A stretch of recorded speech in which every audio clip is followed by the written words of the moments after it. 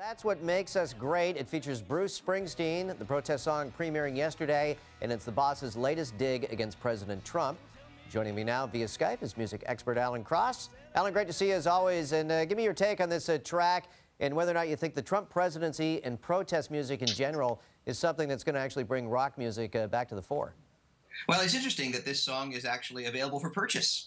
You cannot just listen to it. You have to actually go out and get it for 99 cents. This is because a guy by the name of Joe Grishecki, who is from a Pittsburgh band called Iron City House Rockers, longtime friend of Springsteen. Springsteen's produced a bunch of his records.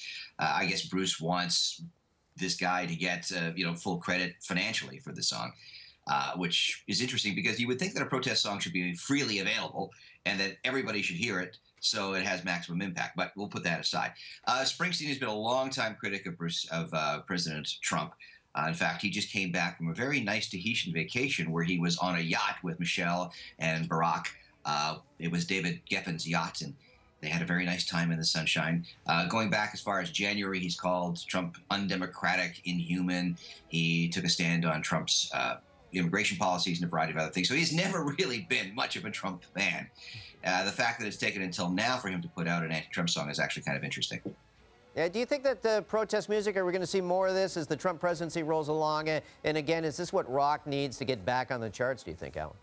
Well, I don't know if it needs this to get back on the charts, but it's certainly going to change the fundamental nature of rock and pop going forward. We had 8 years of a fairly benign presidency under Barack Obama. Now we're into a Republican presidency, a far right-wing Republican presidency with a lot of really controversial executive actions and presidential agendas. Whenever you have a Republican like this in the White House, music tends to get harder, heavier, more angry, and more more protesty, if you want. We can think back to the Ronald Reagan era. We can think back to the George H.W. era. We can think back to George W. and the music that came out during that time. It wasn't nice, easy, sing-along pop. It was pretty serious stuff. We can just look at people like Green Day and American Idiot and that kind of thing that came out of the George W. presidency. So I think it's slowly bubbling through the system as young people get angry and scared and disappointed and frustrated, and they're going to use music,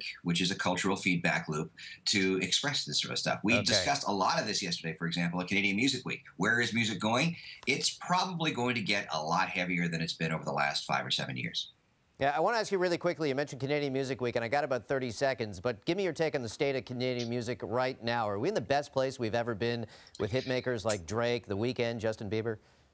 Yeah, we're in a pretty good spot. I mean, as a country with 35 million people, we are far, far outpunching our weight when it comes to exporting music to the rest of the world. So we're doing well. The question is, can we continue to do well in a digital world?